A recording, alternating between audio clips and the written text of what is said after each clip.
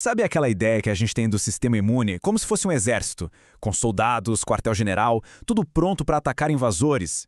Então, e se essa imagem clássica não estiver exatamente certa? Hoje, a gente vai explorar um conceito que, olha, redefine completamente o que a gente pensa sobre imunidade. Vamos começar com uma pergunta que parece bem simples. Onde é que fica o sistema imune? Se a primeira coisa que veio à mente foi nos gânglios linfáticos ou no baço, faz todo sentido. Mas essa é só uma parte da história. A resposta completa é muito mais surpreendente e ela está basicamente em todo lugar.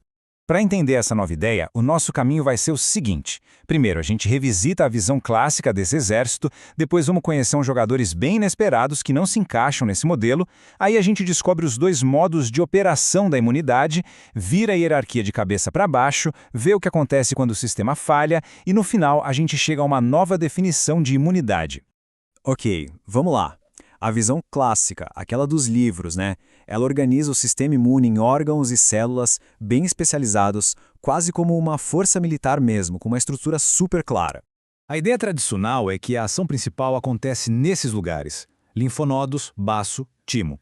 São os quartéis generais, onde as tropas de elite, tipo linfócitos e macrófagos, ficam de prontidão para a batalha. É uma imagem bem organizada, bem limpinha. O problema é que ela deixa de fora uma parte gigantesca do que realmente acontece no nosso corpo. E é aqui que a coisa começa a ficar interessante de verdade. Porque quando a gente olha mais de perto, descobre que o sistema imune vai muito, mas muito além desses órgãos clássicos. O que a gente vê aqui muda tudo. Células que a gente nunca imaginou como parte da tropa de elite estão na jogada. Plaquetas que ajudam a coagular o sangue, células da pele, nossa primeira barreira, até células do cérebro. Todas elas estão agindo como sentinelas, soltando sinais de inflamação. Então, peraí, se a imunidade acontece nesses lugares, com esses jogadores, o que ela é de verdade? A resposta para esse quebra-cabeça não está em onde a imunidade está, mas em como ela funciona. A chave é entender que ela não opera de um jeito só. Ela tem dois regimes, ou dois modos de operação bem diferentes. O nome desse conceito é estratificação funcional. Pensa assim, é como se fossem as luzes de uma cidade. Tem aquela iluminação de fundo, sabe? Constante, de baixa intensidade. Mas se acontece uma emergência, a gente liga os holofotes super potentes. A imunidade funciona mais ou menos assim, com um regime basal e um regime intensificado. E essa tabela mostra a diferença perfeitamente. O regime basal está ali, espalhado pelos tecidos, na pele, nos vasos sanguíneos, fazendo uma modulação contínua só para manter o equilíbrio. Já o regime intensificado não. Ele é concentrado nos órgãos linfóides e só entra em ação em emergências, para dar uma resposta massiva. É a diferença entre o controle de fronteira do dia a dia e declarar um estado de emergência total. E essa diferença entre os regimes leva a gente para a maior virada de chave de todas. Se a regulação do dia a dia acontece nos tecidos, então aquela hierarquia que a gente sempre imaginou está, na verdade, de ponta cabeça. A visão clássica era a do castelo no topo da colina, né? O centro de comando, isolado.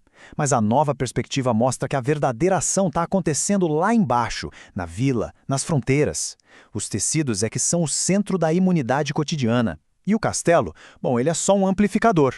É o alarme de incêndio que só toca quando a coisa fica séria. Então, a sequência real é essa aqui. Primeiro, existe uma modulação contínua nas nossas fronteiras biológicas. Quando essa capacidade de modular é superada por alguma ameaça, um limiar é ultrapassado. E só aí, só nesse momento, o regime intensificado é ativado lá nos órgãos linfóides. A imunidade não começa no linfonodo, ela emerge ali, nas interfaces. E o que acontece quando essa dança delicada entre os regimes dá errado? É aí que muitas doenças aparecem. A patologia não é só ter uma resposta forte, mas sim a incapacidade do sistema de se recalibrar e voltar ao normal. Pega a inflamação crônica, por exemplo. Não é só uma resposta exagerada. É, na verdade, uma falha nessa dinâmica dos regimes.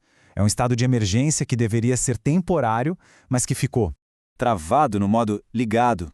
O sistema não consegue mais voltar para aquele estado de vigilância calma, o estado basal, mesmo depois que a ameaça já passou. Então, o ponto crucial é esse. Um sistema imune saudável não é só aquele que bate forte, mas aquele que tem flexibilidade para transitar entre o modo basal e o intensificado. Ele sabe quando escalar a resposta e, o que é mais importante ainda, ele sabe quando recuar. E tudo isso nos leva à grande conclusão.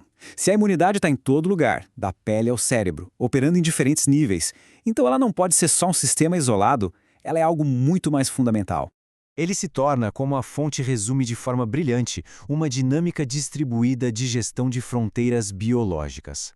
A gente sai da metáfora de um exército centralizado e entra na imagem de uma gestão descentralizada, contínua e inteligente das nossas interfaces com o mundo. O que isso quer dizer, no fundo, é que o sistema imune que a gente aprendeu na escola, aquele dos linfócitos, dos anticorpos, é só a pontinha do iceberg. É a parte mais visível, mais dramática, de uma função biológica muito mais profunda e universal. A negociação constante entre o que é próprio e o que é outro. Isso nos deixa com uma pergunta para refletir. Se a imunidade, na verdade, é uma propriedade distribuída da vida e não um sistema de órgãos, que outros sistemas biológicos, que a gente considera tão bem definidos, podem, na verdade, estar escondendo uma realidade muito mais fundamental e integrada? Fica aí a reflexão.